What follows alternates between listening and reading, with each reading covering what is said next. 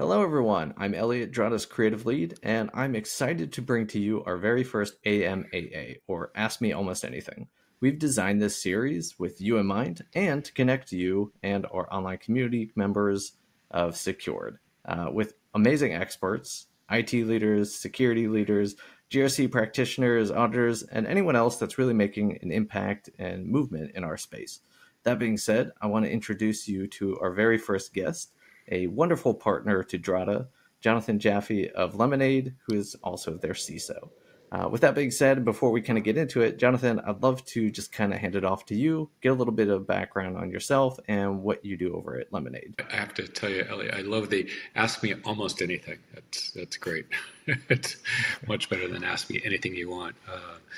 Let's see. So I'm the CISO at Lemonade. Lemonade is a full-service, consumer-focused insurance company, primarily in the U.S. And also in Europe and expanding in Europe. We offer products like home and pet and now car and life insurance and renters insurance. And it's a pretty good brand. It's a fantastic brand, actually. Let's see. As for me, I've been in security since about 1997. I started off doing systems integration. I took a mid-career shift after about 10 years of kind of doing the same thing, and I decided to fulfill a dream I always had as a kid, and that was to become an attorney. So I spent 4 years at night school working, became an attorney. I focused on privacy and class actions, and I had a couple of interesting cases there. And then after about 6 or 7 years, I decided I really didn't like arguing with people as much as I thought, and I really didn't enjoy solving technical problems. I went back into technology with a heavy focus on security, which was related to what I was doing before that. Amazing. I have to say, you are probably the first person that I've chatted with that has a legal background that swapped in between the security space. But I imagine that probably does give you some benefits and additional knowledge that probably other folks don't really have the understanding of, especially when it comes to compliance and regulation. But that being said, this is obviously the square peg is your law degree, but you know, beyond the childhood dream, what pushed you to move over to being an attorney? Was there anything specific that brought you over to it? And then I guess how has that benefited you as a security and technology leader? I did always want to be an attorney. Since I was a kid, I loved the idea of arguing in court. I loved the idea of trying to fight for something you believe in. So that was the main driver. Also, after doing the same thing in technology for a long time, I really wanted to challenge myself again. It felt like it was too easy once you've done something a long time. It ends up being a bit rote. So those were the main drivers. And then in terms of how it's benefited me, it's actually helped much more than I thought outside of practicing law, which it was great when I was practicing law actively. I think first and foremost, I read contracts where I think very few other people actually do. And it's when you read a contract and understand what's going on, you, as an attorney, you're not surprised that you can actually get things out of your negotiations that other people overlook. And that happens a lot. The other thing is I'm able to actually understand what the real ramifications are in both in an agreement and in law, like a regulation. And I can put those things into practice in a way that I never would have been able to do before getting my law degree or practicing law.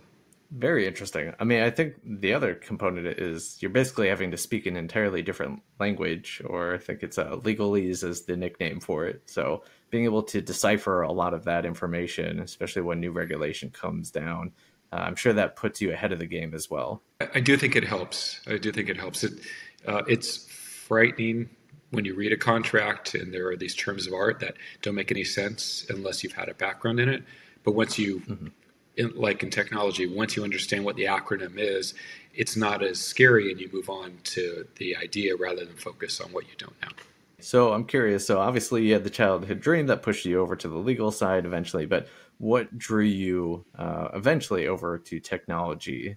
I think like most of us in technology, we like it because there's gratification in solving problems. There's gratification in doing something and seeing an immediate result, which is one reason why coding is fun. It's another reason why math is enjoyable for some people like myself. Technology is like that, where I get to play with something new, and at the same time, if it does something I like, it's solving a problem, and I almost immediately see something, and that just gives me a sense of satisfaction. In the bigger picture, of course, in security, the sense that I'm actually doing something that protects the company that I'm working for is also, frankly, it's quite gratifying to know that because of something that I or people I work with have done, we're able to do these other things to prevent bad things from happening is pretty satisfying. Considering some of your largest history in the security space being tied to identity and access management, or IAM, I think that makes a great deal of sense because today, through social engineering and other threat actor techniques, obviously that is a highly impactful area that you need to be able to protect organizations. But from your role, obviously you are taking a much more holistic system to secure that organization. So I'm curious, with your background in IAM, what remains a significant challenge for organizations today that you've seen over the years? So identity and access management, it's fundamental to security. Knowing who needs access to what is a precursor to actually making sure the right people get the right access and the wrong people don't get any access.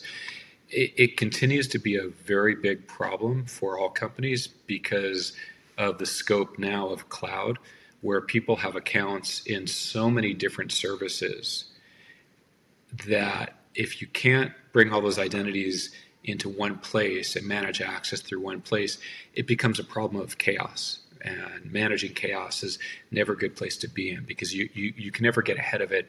The best you can hope for is to tread water.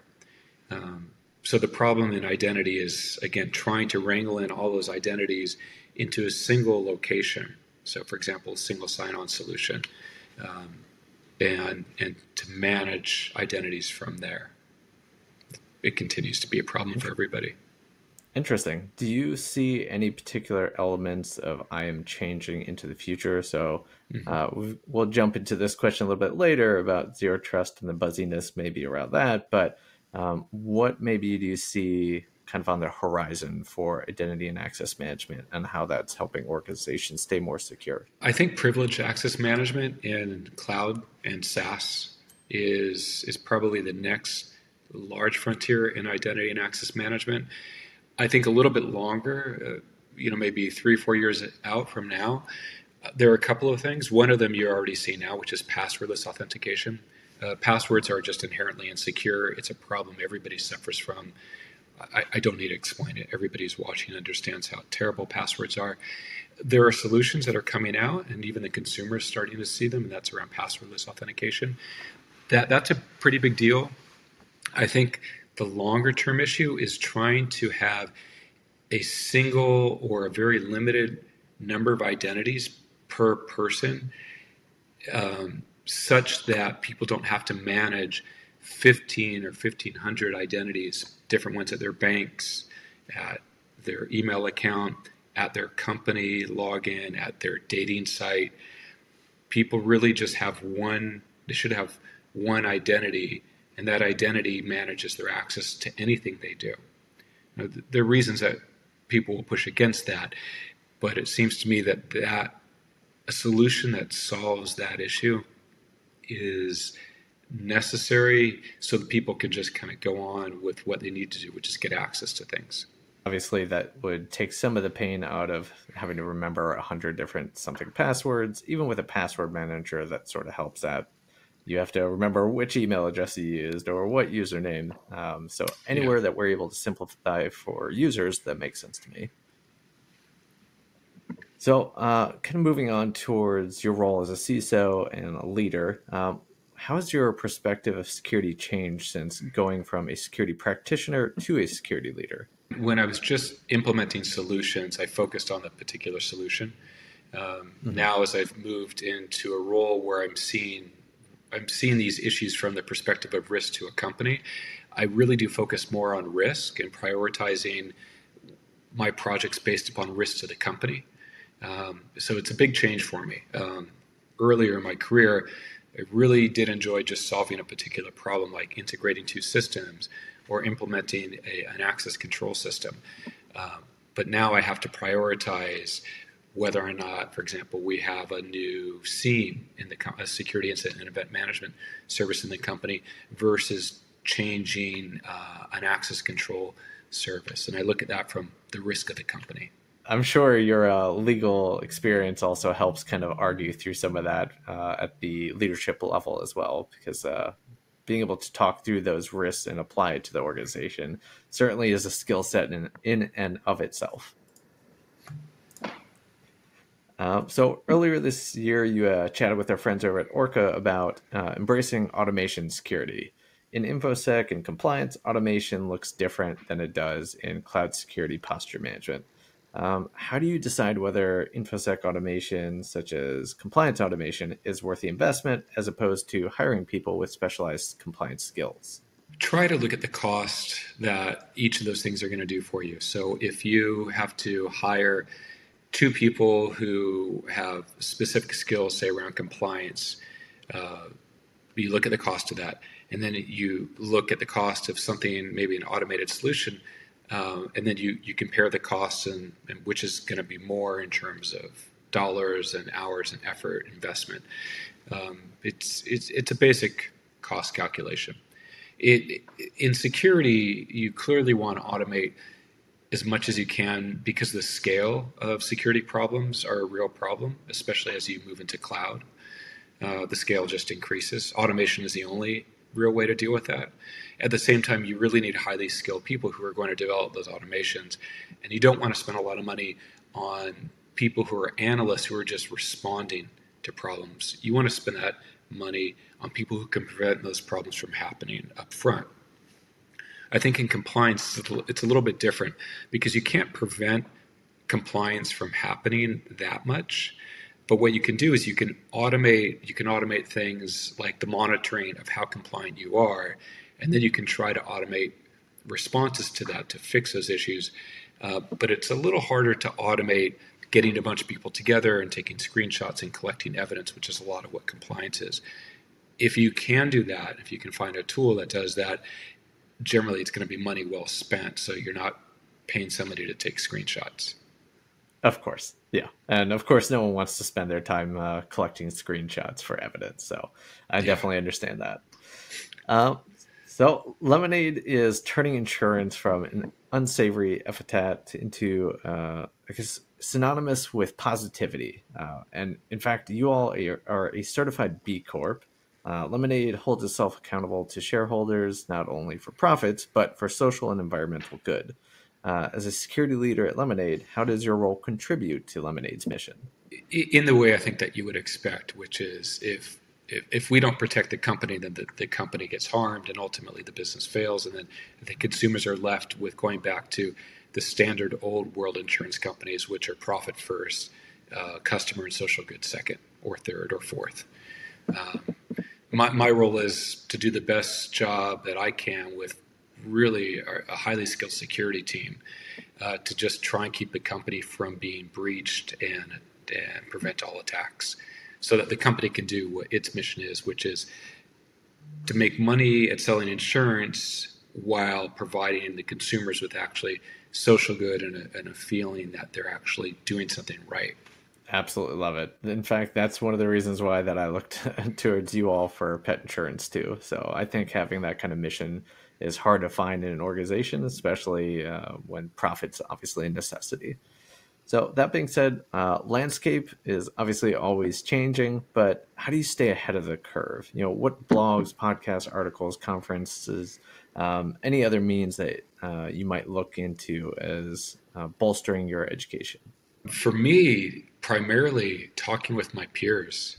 I'm involved in a few CISO Slack groups and a couple in the US that are quite large. Making friends with people who are suffering from the same problems that I'm suffering from and asking them, what are they doing? Or seeing conversations where people are talking about, hey, this is happening to me. Is it happening to you? I find that much more valuable than reading blogs, which tend to be marketing.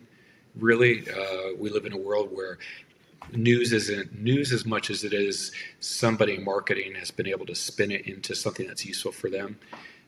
The conversations that people have behind closed doors or in smaller groups tend to be much more honest and revealing about what's going on in the world.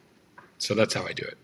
Yeah, that makes perfect sense. And in fact, obviously we're building this AMAA for secured. We want to help facilitate those conversations in another format too, because obviously at the end of the day, the relationships that happen behind the scenes are what move this industry forward. And if we're able to help facilitate those conversations and connections, I'll call that a win any day. So obviously we've chatted a bit about leadership and your move towards that, but what role do you think compliance, risk management, and governance play in building a foundation for cybersecurity? Before I got to the role where I had to deal with compliance, I used to think it was Mm-hmm. just essentially busy work, librarian work, regulatory work that had no meaningful impact, but created a whole industry by itself just to meet regulatory requirements. Having been doing this now for about 4 years, working on meeting compliance requirements, both public ones like Sarbanes-Oxley, as well as just framework requirements like SOC 2, I actually see compliance as initially a difficult but necessary tool that allows me to get really important projects done by people who wouldn't really want to spend the money upfront. If a business is required by shareholders to make money, which it is, most money goes to product development, to customer acquisition, to trying to make profit and return that to shareholders. It doesn't go to security. It doesn't go to a lot of functions like IT. It only does that when it's necessary to support the first order of business, which is, of course, to stay alive and make a reasonable profit. Compliance helps security get important projects that normally wouldn't be supported to get supported. Right? People don't want to invest in things until they know it's a real problem. And then with security, it tends to, by nature, be a reactive business. Right? If you have an issue, you go fix it. The people who can try to be proactive and fix things ahead of time, compliance really helps with that, because you can always point to a compliance requirement to say, we really need to do this, otherwise we will be in trouble, or we will be in trouble if something happens. And then you can do the risk calculation. You can convince, in this case, the board to invest money in a certain area that's important that they wouldn't otherwise do because they have other demands. Absolutely. And I think you incidentally answered most of this question, but as a service with personal and financial data flowing through your systems, what role has compliance played in how you're scaling your offerings? I think with anybody, compliance is important, but when you're in a regulated industry like Lemonade is, it becomes more important because it's not just a matter of meeting a framework like SOC 2 or ISO, which are not legal requirements, but you actually have legal requirements you need to meet. And so compliance, meeting those requirements is in itself something that can't be avoided. Very cool. So I think that actually builds on to my next question. What are your thoughts on building trust? And we can kind of chalk that up to brand reputation through cybersecurity. Well, for Lemonade, it's important. Our brand is very important. For people who haven't seen Lemonade, I encourage you to go look at our app or look at our website. You'll see that we're a company that really cares about how people interact with it. Our reputation is equally important. Making sure that customers trust us is critical to our business, because we'll lose customers if they lose faith in us. Similarly, we have many partners, other companies that we work with.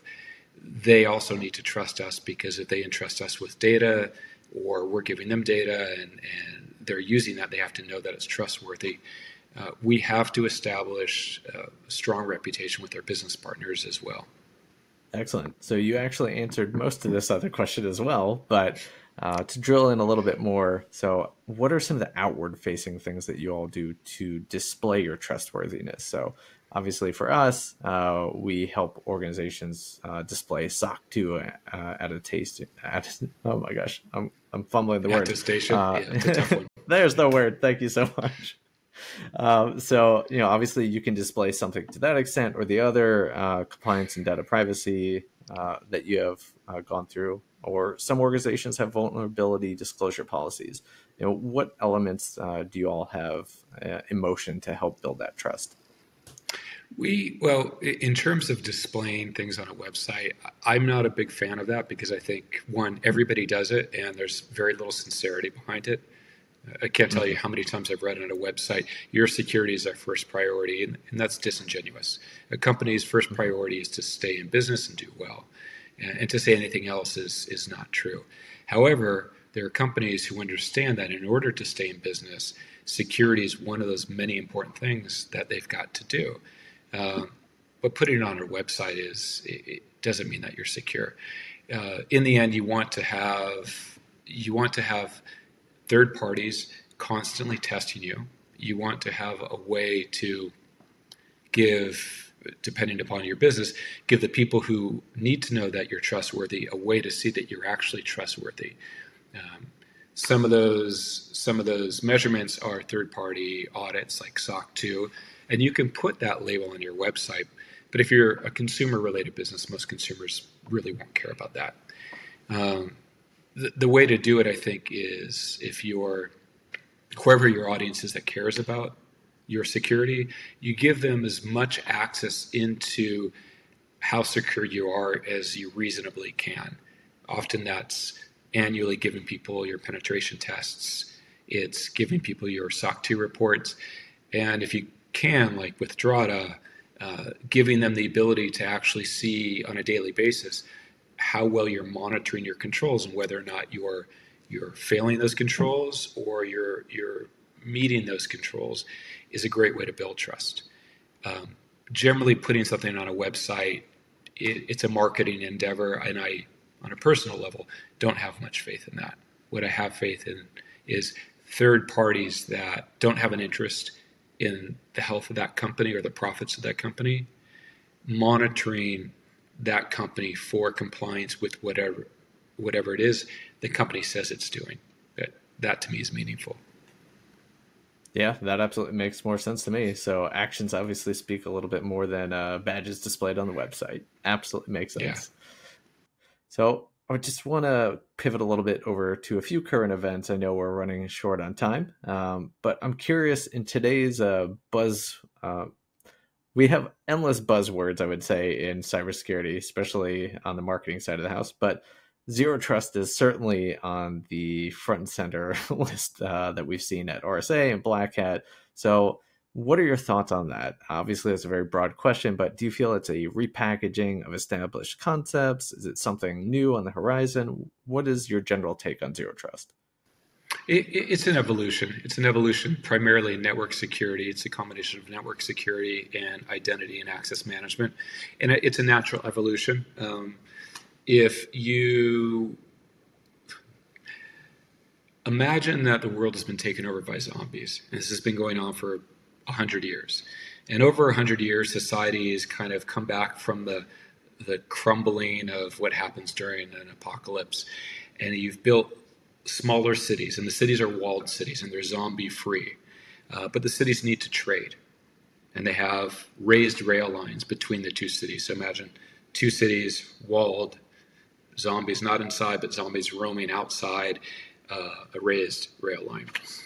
VPN is the older networking technology. Think of VPN as that rail line that goes between the two cities.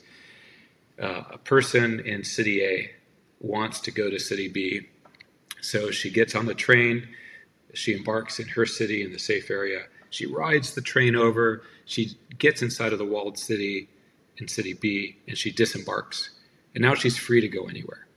Generally not a problem. She's virus free. She's not saying your eyelids taste like bacon. She's not looking to chew the ligaments out of your arm. However, imagine that at some point there is a breach, either in city A or on the train line. Zombies crawl up, they figure out how to crawl up onto the train line, they break into a train, and they get into that train. The train gets into city B. City B is wiped out in about 2 hours, right? First zombie gets in, zombies can go everywhere, the whole city's down. That's VPN. the evolution of that, the solution to fixing that, of course, is instead of having trains that go from the edge of one city into the edge of another city, is to give every person essentially kind of a locked cage, a vehicle. And before that person goes to visit her grandmother in city B from city A, she gets a special pass. She's checked to make sure she's zombie virus free. And that car takes her straight to the door of her grandmother, and she can't get outside of her grandmother's house unless she has another pass.